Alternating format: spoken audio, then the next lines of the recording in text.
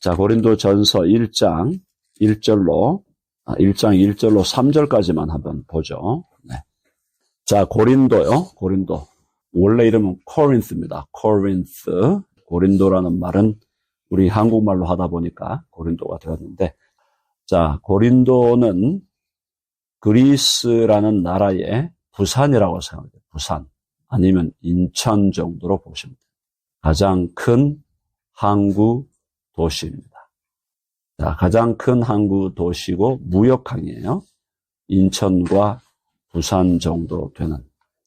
그런데 이 고린도는 가장 유명했던 것이 상업이나 무역 이런 것도 유명했지만 고린도는 향락의 도시였습니다. 향락의 도시. 매춘, 술집, 또 그 당시의 도박, 또 그 외에 온갖 우상 숭배, 그리스가 갖고 있는 그 우상 숭배, 그리스 신화에 12명의 신들이 나오죠. 자, 그런 그야말로 타락의 도시. 그러니까 이제 항구는 아니지만 오늘날로 보면 라스베이거스 정도 된다고 봅니다. 라스베이거스. 자, 그런 도시인데, 자, 이 도시에 바울이 교회를 세웠습니다.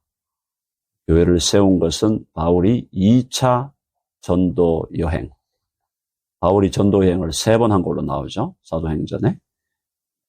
2차 전도 여행 때 고린도에 교회를 세운 것이 바울이다. 그게 아마 한 48년 정도로 봅니다. 주후 48년. 바울이 회심한 게 한 33년으로 보니까 사역한 지 15년, 사역을 시작한 지 한 15년쯤 지나서 고린도에 교회를 세우게 됩니다. 자, 근데 워낙 도시가 말이죠. 문제가 많은 도시예요. 회폐와 향락과 우상 숭배. 자, 그걸로 가득한 도시이기 때문에 교회 안에도 순수한 믿음의 사람이 들어와 있는 반면에 엉터리들이 들어와 있다라는 겁니다.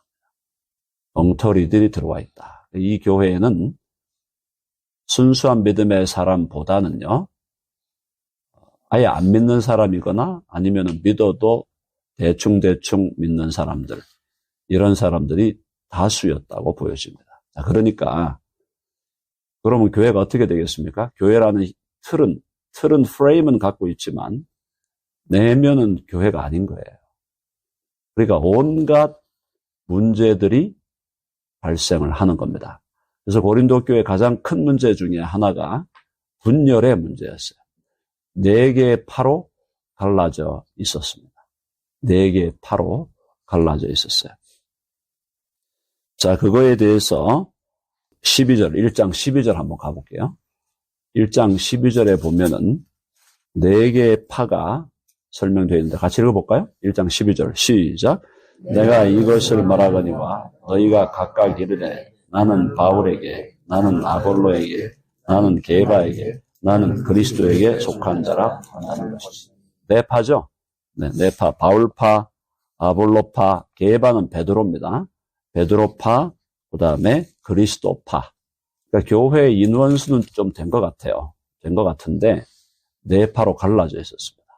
이렇게 두드러지는 4파로 갈라져 있다는 것은 교회가 지금 정상적인 기능을 하지 않는다는 겁니다. 심각한 상황이죠. 자, 그런데 말이죠.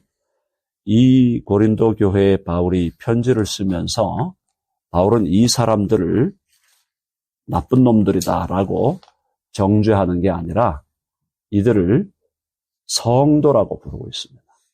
자, 1장 1절 볼게요. 하나님의 뜻을 따라 그리스도 예수의 사도로 부르심을 받았다. 바울은 그의 서신서에 항상 하나님의 뜻을 내세웁니다. 왜냐하면 자기 인생이 자기 뜻대로 된 게 아니거든요. 이 자리에 있는 저를 포함한 모든 분들이 다 동의하실 거예요. 여러분의 인생이 여러분의 뜻대로 되었습니까? 아니면 여러분들이 생각하지 않은 방식으로 인생이 전개되어 왔고 또 전개되고 있습니까? 자, 우리의 인생의 주인이 마치 나인 것처럼 생각하며 살지만 사실은 우리 인생의 주인은 하나님이시고 우리 인생을 이끌어가는 것은 하나님의 뜻이다. 이게 기본이죠. 이게 기본기입니다. 그래서 바울이 유대교를 아주 열성적으로 믿었는데 그가 예수님의 사도로 부르심을 받으리라고는 상상도 못했던, 그런데 하나님의 뜻을 따라 그리스도 예수, 여기서 그리스도 예수, 메시아죠. 그리스도, 메시아 예수의 사도로 부르심을 받았다. 이게 바울의 자기 정체성입니다. 저와 여러분들이 미국 땅에 온 것이요. 젊은 시절에 저도 미국이 좋아서 미국에 왔어요. 좋아서 왔어요. 미국에. 한국에 사는 것보다 미국에 가는 것이 저 개인에게는 개인적인 판단에 더 좋을 것이다라고 왔는 거죠. 그렇지 않은 분들도 있을 겁니다. 어쩔 수 없이 온 분들도 있을 거예요. 근데 어떤 방식으로 미국에 왔던 간에 하나님의 뜻을 따라 하나님이 미국으로 데리고 오신 것이라고 믿습니다. 아멘 하시죠? 네, 하나님이 미국 땅으로 보낸 겁니다. 한국 땅에 살아도 되는 사람들이에요. 한국에서 살았다고 뭐 우리가 밑바닥 인생을 살았다, 그렇게 말할 수 없는 분들이 대부분입니다. 자, 그런데 미국에 와가지고 과연 사람 대접을 받으며 살았나? 꼭 그런 건 아니거든요. 꼭 그런 건 아니다. 미국 왔는데, 좋은 땅에 왔는데도 사람 대접 제대로 못 받으면서 살아왔던 것이 아니냐라는 좀 질문을 던질 수 있는 그런 상황이에요. 제가 그런 얘기를 드리고 싶은 것은 하나님의 뜻을 따라 우리의 인생은 펼쳐지는 것이다. 그래서 하나님이 나를 미국에 보내셨구나. 하나님이 나를 이 덴버 땅에 또 보냈구나. 처음부터 덴버로 오신 분도 있지만 처음 여기 온 게 아닌 분도 있어요. 처음에 발을 디뎠던 곳이 다른 지역인 것도 있습니다. 근데 2025년 3월 22일 토요일 날 이 새벽에 이 자리에 우리가 지금 모여 있는데 왜 이 땅에 모여 있는 겁니까? 하나님의 뜻을 따라 된 것이다. 한번 해봅시다. 하나님의 뜻을 따라. 그래서 이것은 바울의 고백만이 아니라 우리 모두의 고백이 되어야 한다라는 겁니다. 자, 바울과 형제 소스테네가 있었어요. 바울의 동역자들이 많았는데 그 중에 소스테네라는 사람은 별로 알려져 있지는 않은 사람입니다. 자, 고린도에 있는 하나님의 교회, 곧 그리스도 예수 안에서 거룩하여 지고 성도라 부르심을 받은 자들. 자, 교회를 건물이라고 하지 않았습니다. 사랑하는 여러분, 교회는 건물이 아니에요. 자, 해봅시다. 교회는 건물이 아니다. 이게 서양 역사, 서양의 교회사와 한국의 교회사를 망친 주범이 교회를 건물로 본 것입니다. 사람을 세우고 사람에게 장학금을 주고 또 구제비로 돈을 쓰고 연약한 사람들을 붙들어 주는데 재정을 써야 되는데 건물을 세우는데 재정을 80%, 심한 경우는 200%까지 쓰니까요. 교회가 안 되는 겁니다. 성경에서 교회를 건물이라고 한 적이 한 번도 없는데 사람들은 그냥 교회를 건물로 생각합니다. 교회라는 것이 세워지려면 건물이 있어야 된다. 전혀 그렇지 않습니다. 지금 이미 이 고린도 교회도요, 여기 고린도 교회 건물이 세워진 교회가 아니에요. 가정교회예요. 가정에서 모이고 있는 겁니다. 그러니까 초대교회 모든 교회는 다 가정에서 모였어요. 가정에서. 근데 교회가 뭐냐? 성도들입니다. 하나님의 교회, 곧 그리스도 예수 안에서 거룩하여지고 성도라 부르심을 받은 자. 그래서 거룩하여졌다는 게 굉장히 중요한 표현입니다. 이게 영단번에 거룩하게 구별되었다 이 말이에요. 한번 해봅시다. 영단번에 거룩하게 구별되었다.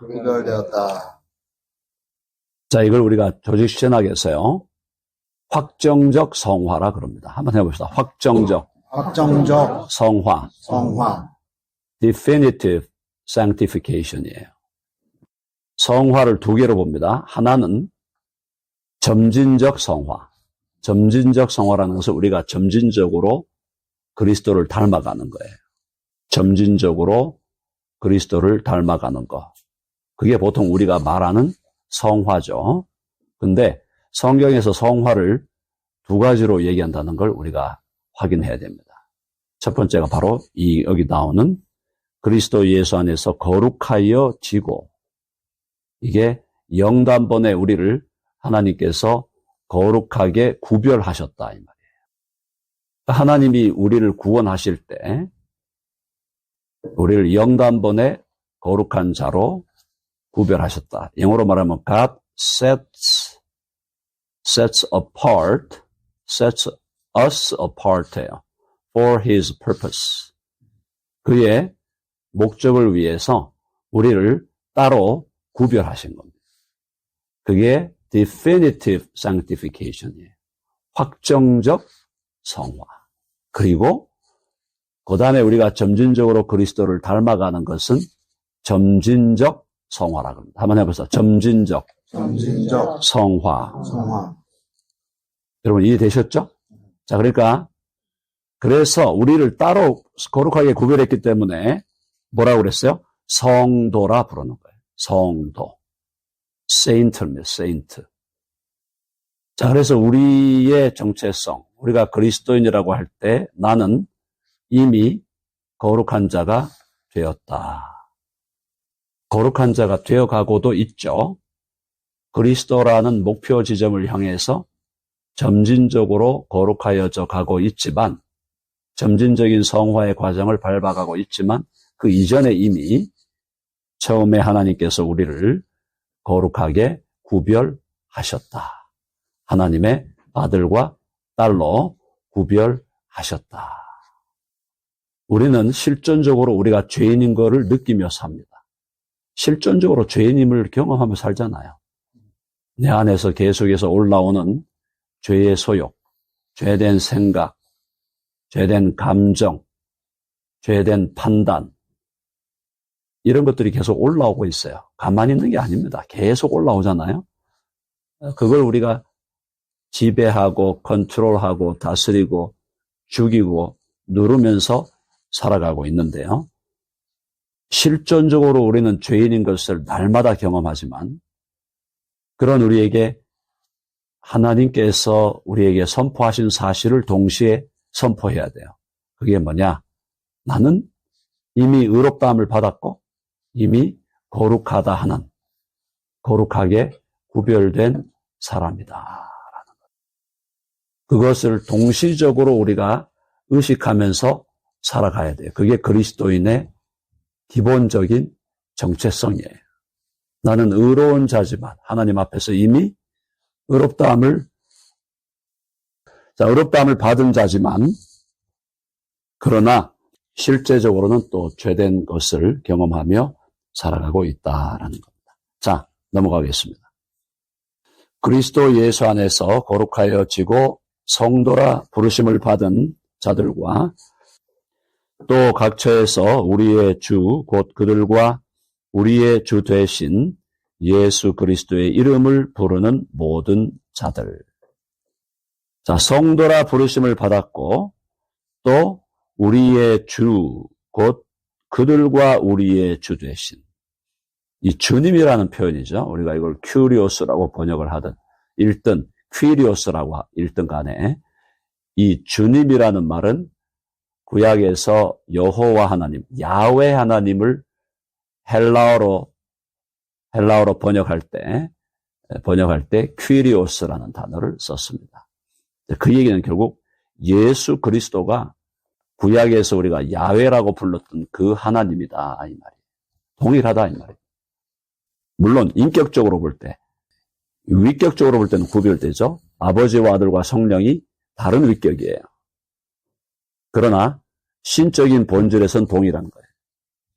그래서 우리의 주, 곧 그들과 우리의 주 되신, 지금 그 고린도라는 도시가 이방 도시지만은 1세기 이 컨텍스트에서 주라는 얘기를 할 때는 이 주라는 것은요, 유대인들에게는 여호와 하나님이고 로마인들에게는 사실은 이 주라고 하는 것은 그리스 신화의 제우스 아니면 로마 제국이나 그리스 제국의 황제를 얘기하는 겁니다. 황제에게도 퀴리오스라는 단어를 붙였어요. 여기서 예수를 주라고 고백한다는 것은 유대인들의 입장에서 볼 때는 기분 나쁜 거예요. 야훼가 주인데 왜 예수가 주냐 이거죠. 야훼냐 예수냐, 여호와냐 예수냐. 그리고 로마인들의 입장에서 그리스도 지금 여기 로마 제국의 치하에 있는 거니까 로마 제국의 입장에서 로마의 황제나 제우스가 주인데 왜 예수가 주라고 하느냐. 이 싸움인 거거든요. 자, 근데 바울은 우리의 주가 곧 예수 그리스도다. 놀라운 얘기죠. 예수 그리스도가 누굽니까? 인간적으로 보면은 목수입니다. 목수. 유대인으로 목수였던 사람이에요. 인간적으로 보면. 근데 그분을 제대로 만나고 발견한 사람들이 그들의 눈으로 목격한 것은, 또 그들이 하나님으로부터 계시를 받아서 확인한 것은 그 유대인 목수였던 예수가 이스라엘이 고대했던 메시아였고, 이스라엘이 고대했던 메시아를 넘어서 그분의 근원은 하나님의 아들이셨다라는 거죠. 주 예수 그리스도, 하나님의 아들, 구원자. 그죠? 네. 그래서 우리의 주 대신 예수 그리스도의 이름을 부른다. 이름을 부른다는 것은 그분의 인격을 그대로 인정한다는 겁니다. 예수 그리스도의 그 인격이 그분이 주님이시고 그분이 메시아이심을 인정하기 때문에 이름을 부르는 겁니다. 여러분, 우리가 이름을 부를 때 말이죠. 우리가 송장로님, 또 닥터 송 이렇게 부르는 거는 그분을 그대로 인정하기 때문에 부르는 거예요. 물론 인정하지 않고도 부를 수 있겠지만은 우리가 진실한 의미에서 서로가 진실되고 참된 펠로십 가운데 있다면 그 사람을 그대로 인정하기 때문에 그 사람의 이름을 불러주는 겁니다. 이름은 인격이에요. 이름은 인격이잖아요. 물론 이제 우리 그리스도라는 것은 이름이라기보다는 타이틀이죠. 그리스도 메시아는 타이틀이에요. 이름은 예수예요. 어쨌든 예수 그리스도 주 예수 그리스도 이렇게 한꺼번에 우리가 부를 때는 그분이 하나님이시며 그분이 메시아이시며 그분이 또 인간의 몸으로 나타나신 분이다라는 걸 다 한꺼번에 고백하는 겁니다. 그래서 그 이름을 부른다. 그분의 인격을 내가 신뢰한다라는 거죠. 그래서 부른다는 이 느낌, 이 부른다는 것은 신뢰의 표현이에요. 믿음의 표현입니다. 그대로 내가 인정하겠다는 거죠. 자, 그래서 그 이름을 부르는 모든 자들이 교회예요. 자, 거기 보세요. 교회를 어떻게 정의합니까? 예수 안에서 거룩하여진 자, 성도라 부르심을 받은 자, 그리고 주 되신 예수 그리스도의 이름을 부르는 모든 자, 이들이 교회입니다. 자, 해봅시다. 교회는 사람들이다. 한 번 더. 교회는 믿음의 사람들이다. 그래서 교회를 건물로 생각하는 오류를 더 이상 우리가 범하지 아니하고 교회를 예수 이름으로 모여있는 예수 이름을 부르는 자들, 그들이 복수로 모여 있을 때 그것이 바로 교회다라는 것을 우리는 다시 한번 확인해야 될 줄로 믿습니다. 자, 그들에게 하나님 우리 아버지와, 그죠? 하나님 우리 아버지. 네, 아버지가 나왔죠? 예수님이 하나님을 부를 때 예수님은 한 번도 여호와라고 부른 적이 없습니다. 놀라운 일이에요. 지금도 여호와의 정의는 여호와만이 하나님의 참된 이름이고 하나님을 여호와로 불러야 된다. 그건 예수님과 반대되는 길을 가는 거예요. 예수님은 하나님을 야훼라고 부른 적이 없어요. 자, 예수님은 하나님에게 아주 고유한 명칭을 부여하셨는데 그 고유한 명칭이 뭐예요? 아버지예요. 아버지. 놀라운 얘기죠. 하나님으로 부르기도 하셨고 또 대부분의 경우 예수님은 아버지라고 하나님을 호칭하셨습니다. 이 아버지란 이름이 엄청난 이름인 거예요. 아버지. 물론 아버지가 이름은 아니지만은 하나님을 아버지라고 부른다는 것 자체가 엄청난 인격적, 퍼스널한 릴레이션십을 얘기하는 거예요. 그래서 하나님, 곧 우리 아버지와 주 예수 그리스도로부터 은혜와 평강이 있기를 원하노라. 왜 은혜와 평강이? 아버지의 은혜죠. 아버지의 은혜. 우리 한국 컨텍스트에서 늘 어머니의 은혜를 얘기하는데요. 어머니의 은혜가 위대하죠. 위대한 어머니의 은혜인데 우리가 경험하는 어머니의 은혜는 우리가 신앙적으로 볼 때는 하나님 아버지의 은혜에 대한 하나의 그림자예요. 어머니의 그 놀라운 은혜, 어머니의 사랑, 어머니의 긍휼한 마음, 그것이 우리 신앙적으로 볼 때는 하나님 아버지의 은혜와 사랑에 대한 그림자다. 그리고 하나님 아버지는 남성이 아니죠. 남성이 아닙니다. 하나님 아버지는 성을 초월하신 분이잖아요. 그런데 이 아버지가 가장 좋은 인간 아버지보다도 더 좋으신 분이라는 겁니다. 가장 좋은, 베스트, 가장 좋은 인간 아버지보다도 더 좋은 아버지가 우리의 하나님 아버지시다. 그 하나님 아버지가 가장 그래도 극명하게 그려진 것이 탕자의 아버지죠. 탕자의 아버지. 집 나가가지고 온갖 사고치고 망해가지고 돌아오는 아들을 향하여 뛰어가는 아버지. 뛰어가는 거예요. 완전히 망나니인데 망나니가 마을의 어귀로 딱 들어오는 걸 보니까 그대로 뛰어갔어. 그를 껴안고 그에게 키스하고 내가 잃어버렸던 아들을 내가 찾았다. 죽었던 아들이 살아왔다. 그 아버지의 긍휼의 마음. 그것이 우리 하늘 아버지, 하나님 아버지의 마음입니다. 그러니까 우리는 이 세상에서 어떤 실패를 하고 어떤 우리가 망함을 경험했다 해도 우리 아버지께로 돌아가면 되는 거예요. 자, 한번 해봅시다. 아버지께로 돌아가면 된다. 여러분 아멘 하시죠? 아멘. 네, 아버지께로 돌아가는 거예요. 그래서 그 아버지께로 돌아갈 때 아버지는 절대로 우리를 내치거나 우리에게 이렇다 저랬다 너 왜 그랬어? 너 왜 저랬어? 우리를 책망하시기 전에 먼저 우리를 맞아주시고 안아주시는 아버지다. 돌아왔으니 됐다. 해봅시다. 돌아왔으니 되었다. 돌아오면 되는 거예요. 하나님께 돌아가면 되는 거예요. 돌아가면 하나님이 우리를 다시 새롭게 만들어 주시는 거예요. 야, 너 새롭게 돼서 돌아와. 그렇게 하시는 분이 아니에요. 너 새롭게 되고 바꿔서 돌아와. 너 새롭게 되기 전에 바꾸기 전에는 돌아오면 안 돼. 이건 인간 아버지지. 하나님 아버지는 아니야. 돌아오면 돼. 그냥 돌아와. 괜찮아. 그냥 돌아와. 돌아오는 것으로 it's enough. it's okay.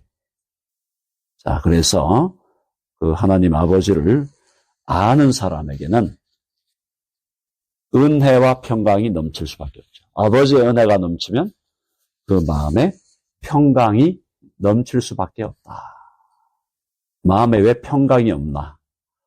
아버지를 잊어버린 거예요. 팀 켈러라는 목사님, 여러분 들어보셨겠는데, 팀 켈러라는 목사님이 탕자의 비유를 새롭게, 새로운 각도에서 쓰면서 탕부라 그랬죠. 탕부. 탕자의 비유가 아니다. 탕부의 비유다 그랬어요. 왜 그런지 아세요? 이 아버지의 아들을 향한 사랑이 마치 미친 자와 같이 너무 막 그 사랑과 은혜를 탕진하는 사람 같다는 거예요. 아버지의 그 집 나간 아들에 대한 아버지의 사랑이 말이 안 된다는 거예요. 말이 안 된다는 거예요. 그래서 그 아버지가 마치 겉으로 볼 때는 탕부처럼 보인다. 네, 이런 식으로 해석을 했는데, 상당히 통찰 있는 해석이라고 봅니다. 오늘 여기까지만 하도록 하고요. 기도하십시다.